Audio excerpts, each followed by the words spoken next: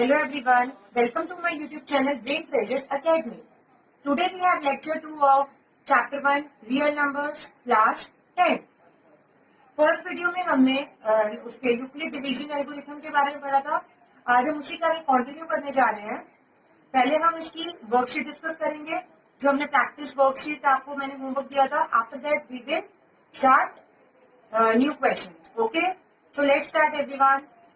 हाँ, one more thing, अगर आपको मेरी वीडियो अच्छी लगती है तो प्लीज उसे लाइक करना मत भूलना and share my videos with your friends also and subscribe my channel also.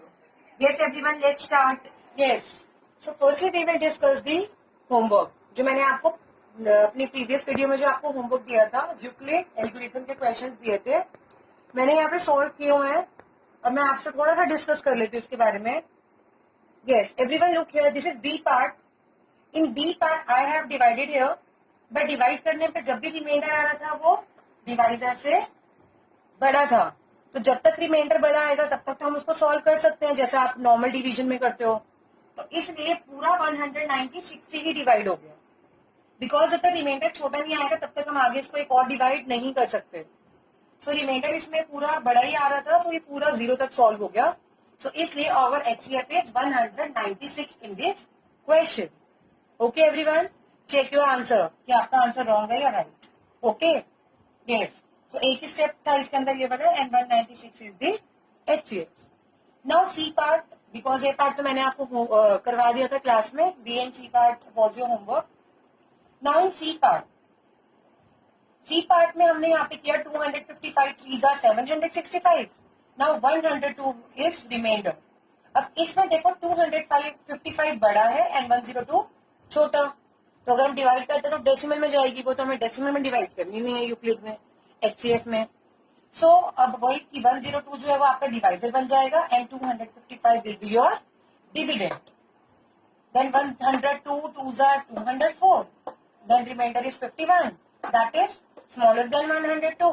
Then again 102 and 51 2s are 102. So last divisor is 51.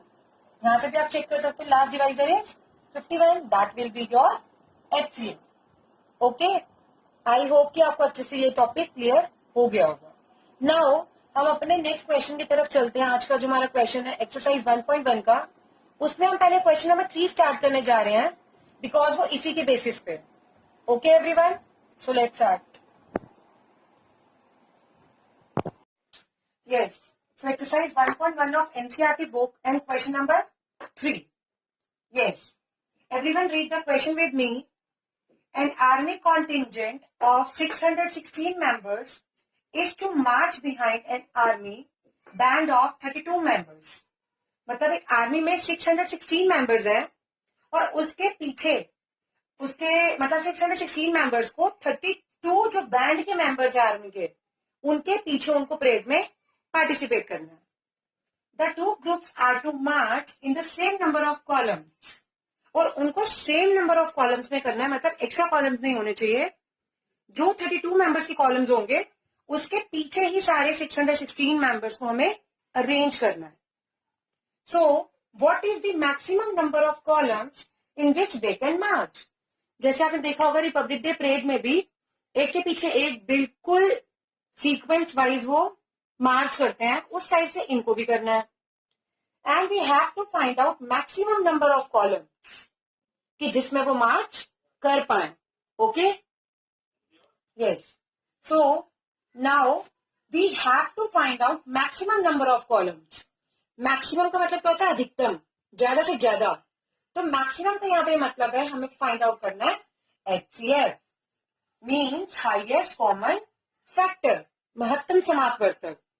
Because in इतने मेंबर्स को 32 मेंबर्स के पीछे मार्च करना है, वो भी सेम नंबर ऑफ कॉलम्स में.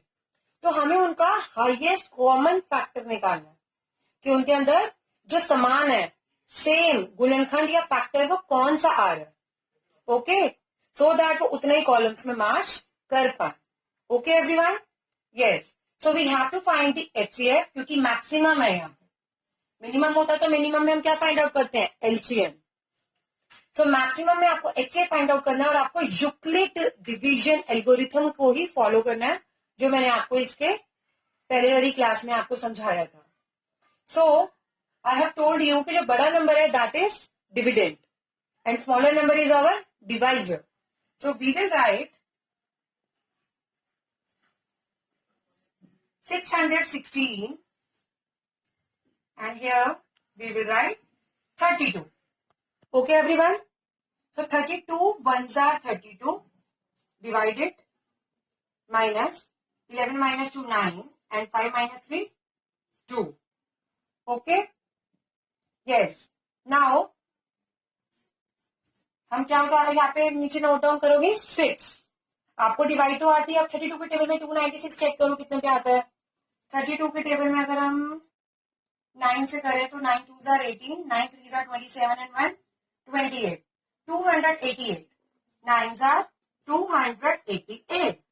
Now we will subtract 16 minus 8 is 8. 0 0. Okay, so we have 8 here. So 8 जब रिमाइंडर आ गया 32 से 8 जो है वो क्या है छोटा.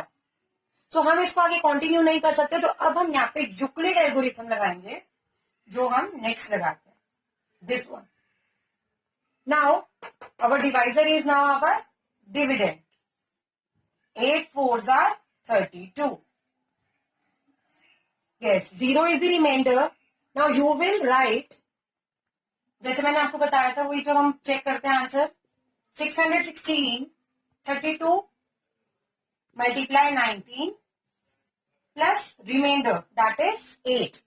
8 is the remainder. 32 is equal to 8 multiply 4 plus 0.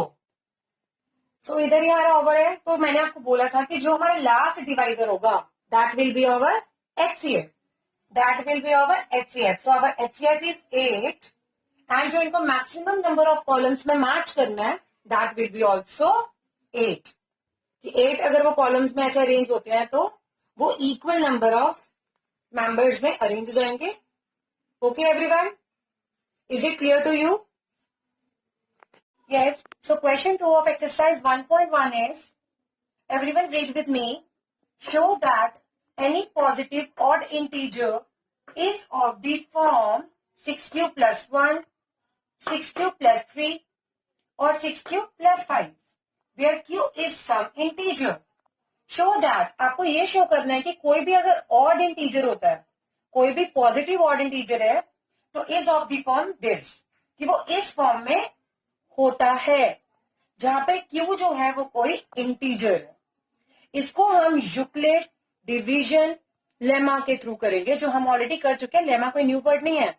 जो हमने किया है वही चीज है, बस उसमें हमने डिवाइड नहीं करना. जो आप चेकिंग के लिए यूज करते हो ना डिवीजन की, वही यूज करना है आपको यहाँ पे. Euclid division lemma. Okay, Euclid division lemma, जिसमें आप जब जो चेकिंग करते हो ना डिवीजन की, वही चीज है ये. उसमें हम यहाँ पे जो लिखते हैं divisor is equal to dividend is equal to divisor multiply question plus reminder.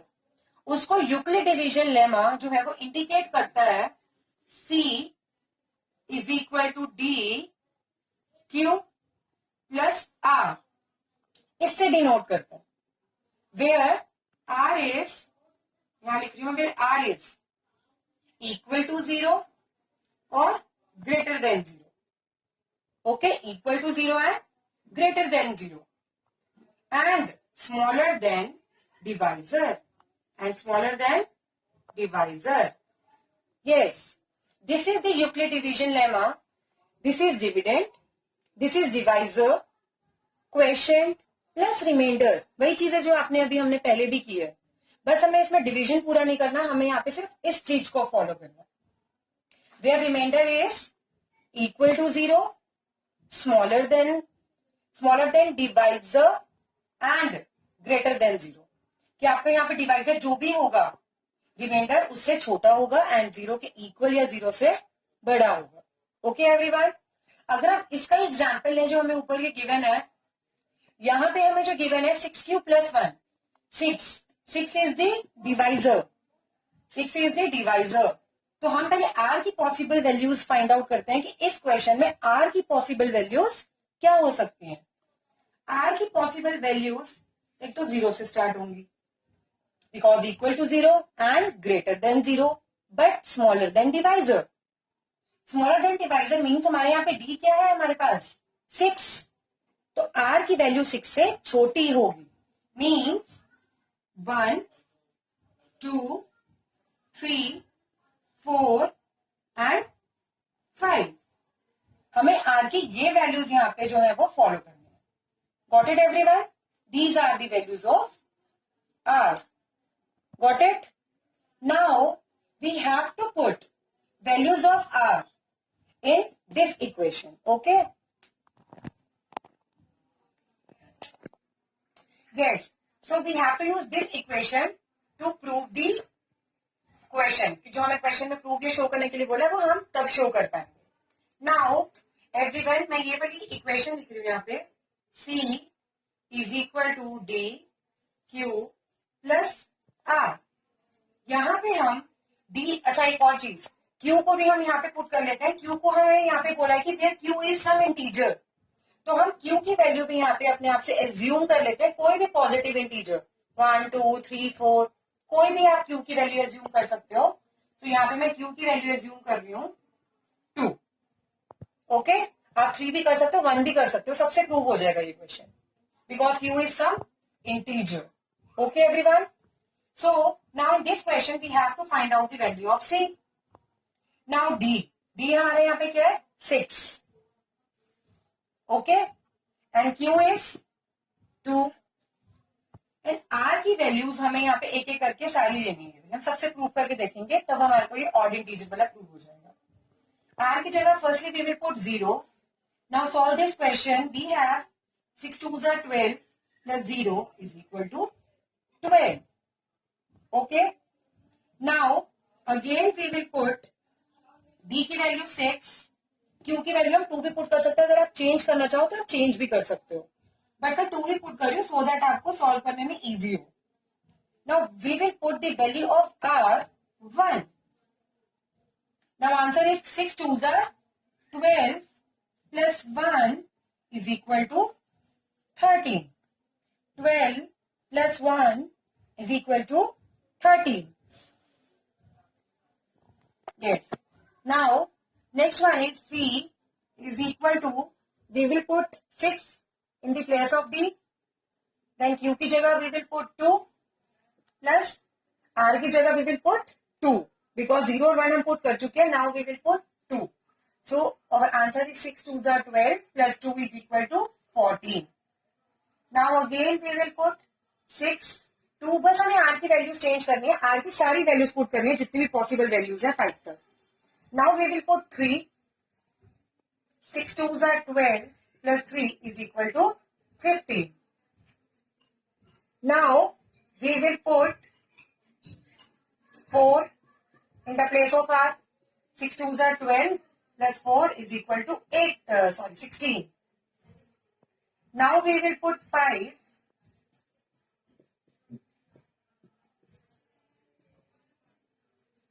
Yes, everyone. Look here. Now, अब हमें ये लिखना है कि C की वैल्यू हमारे पास ऑड आई है या even. 12 is even. 13 is odd. Now 14 is even. Now 15 is odd.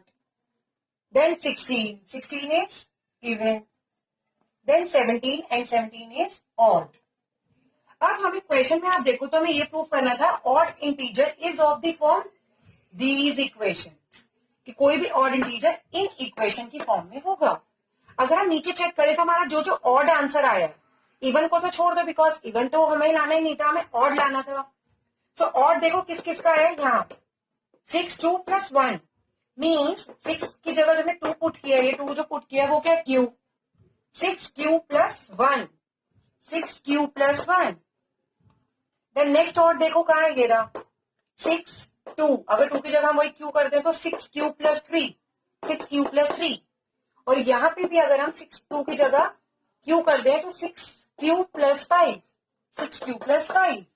हमें यही प्रूव करके दिखाना था कि अगर हम इनकी फॉर्म में जो आंसर लेकर आ रहे हैं that answer will be odd integer, जो हमारा यहाँ पे प्रूव हो चुका है। This one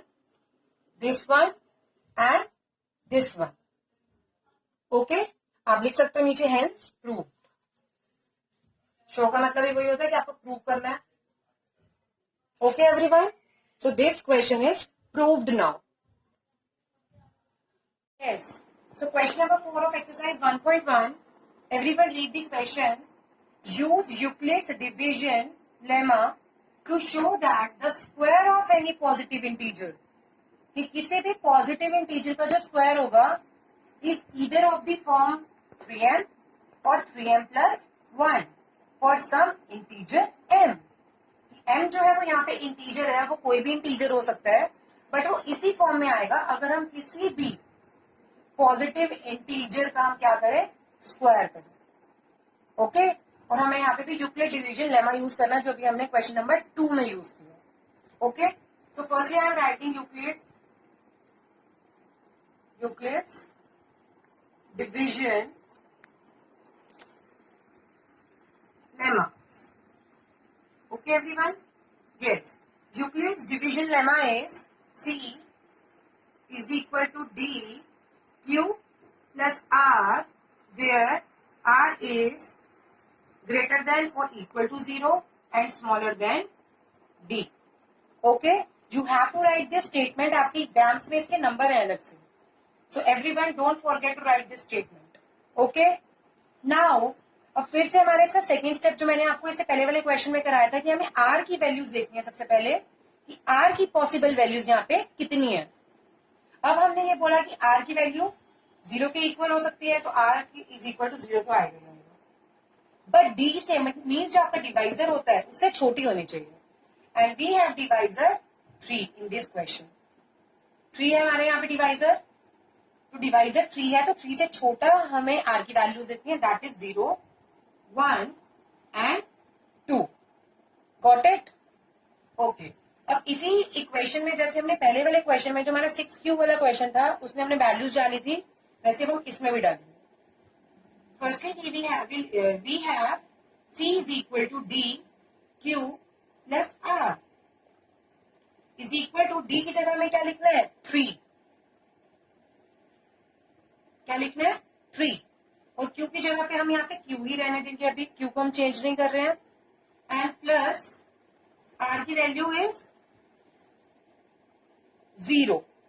okay everyone, so we have C is equal to 3Q, and अब हमें क्या करना है, square of both side, because square निकालना है, तो squaring both side, squaring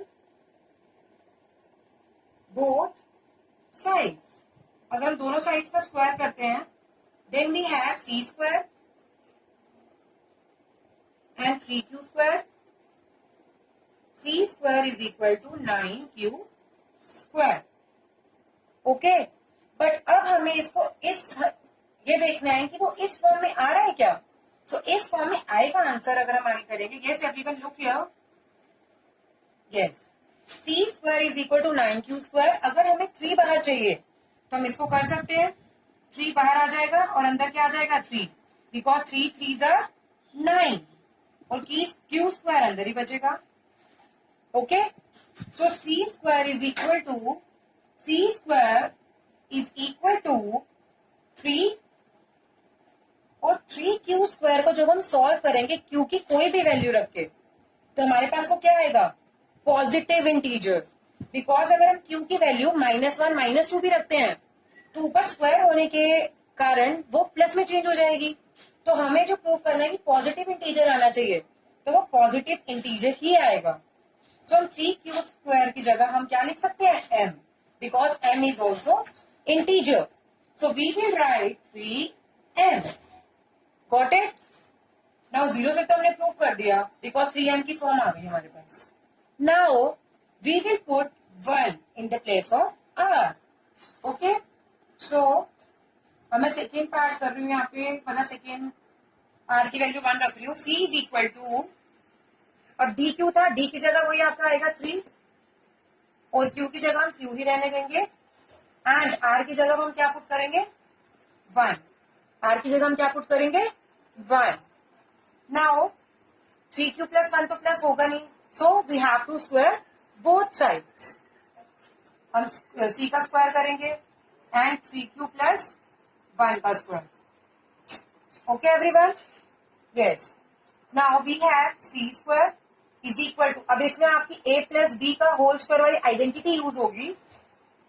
a square means 9q square plus b square that is 1, then 2ab that is 2 3s are 6q. This is our answer. Okay. Now अब हमें इसमें ही change करने के लिए हमें इसमें भी क्या करना पड़ेगा, कॉमन लेना पड़ेगा. सो मैं 6q को इसके साथ लिख सकती हूँ, 6q को और 1 को बाद में लिख सकती हूँ. यस. तो मैं 6q को पहले लिख रही हूँ और 1 को बाद में. अब मैं इसमें जब कॉमन लूंगी तो हमारे यहाँ से क्या आ जाएगा, 3 बार कॉमन आ जाएगा, 3 बार कॉमन आ जाएगा. ओके. सो अंदर बच जाएगा 3 3s are 9 q square plus 3 2s are 6 q plus 1. अब जैसे हमने 3q स्क्वायर की जगह m पुट किया था because m is integer and 3q square is also positive integer. तो यहाँ पे भी अगर हम यहाँ पे रखें तो हम यहाँ पे इस पूरे की जगह क्या पुट कर सकते हैं m, बिकॉज ये भी एक इंटीजर होगा जब हम इसको सॉल्व करेंगे और m is also integer. Got it? तो वो यहां से भी प्रूव हो गया. नाउ ये आपका फर्स्ट पार्ट आपका यहाँ पे प्रूव हुआ था, सेकेंड हमने यहाँ प्रूव कर दिया. Now we will take the value of r 2. Got it? Yes everyone. Now c is equal to 3q plus 2, squaring both sides.